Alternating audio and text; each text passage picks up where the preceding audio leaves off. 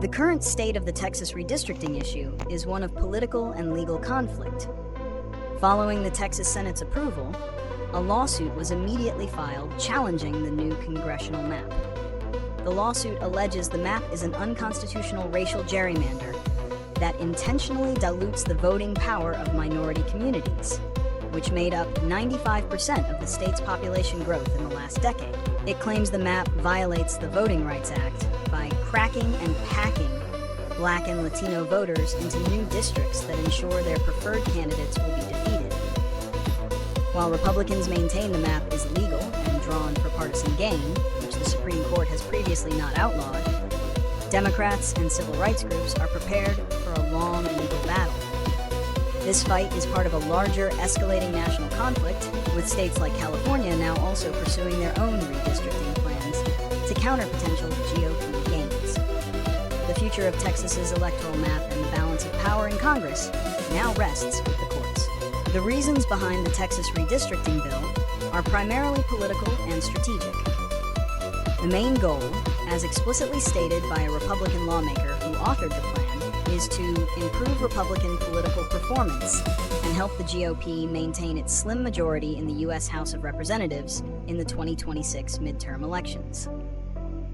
The new map aims to achieve this by creating up to 5 new congressional districts that are favorable to Republican candidates. Republicans argue that the U.S. Supreme Court has allowed partisan gerrymandering and that the move is a legitimate effort to counter potential Democratic gains. They also point to the fact that redistricting can legally be done at any point, not just after a decennial census. Conversely, Democrats and civil rights groups have vehemently opposed the map, arguing that it is not merely a partisan maneuver, but an unconstitutional racial gerrymander that dilutes the voting power of minority communities, particularly Black and Latino voters, who drove nearly all of the state's population growth. They contend the bill is a blatant attempt by politicians to choose their voters. The most immediate consequence of the Texas redistricting bill is a legal challenge.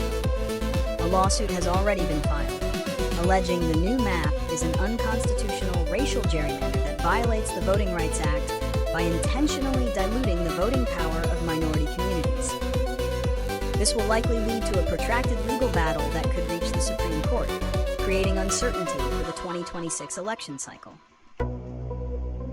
Politically, the new map is designed to solidify Republican power in Texas, and by extension, in the U.S. House of Representatives.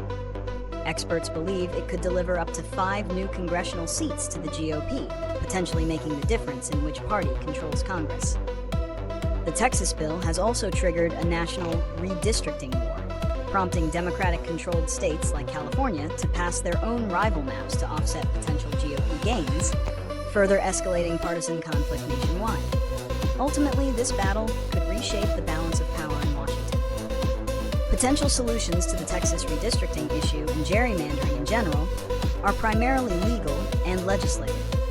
A key solution is the ongoing court challenge, which argues the new map is an unconstitutional racial gerrymander that violates the Voting Rights Act. If the courts rule in favor of the plaintiffs, they could either block the map's implementation or order the state to redraw it, potentially with a court-appointed special master. On a broader scale, a long-term solution lies in legislative reform. This could involve passing federal legislation, such as the previously proposed Freedom to Vote Act, to ban partisan gerrymandering nationwide and establish national standards for redistricting. Another common reform is the use of nonpartisan or independent redistricting commissions, which take the power of drawing maps out of the hands of self-interested politicians and give it to a neutral body. While a shift to such a system in Texas would require a fundamental change to state law, it is a solution that has been successfully implemented in other states.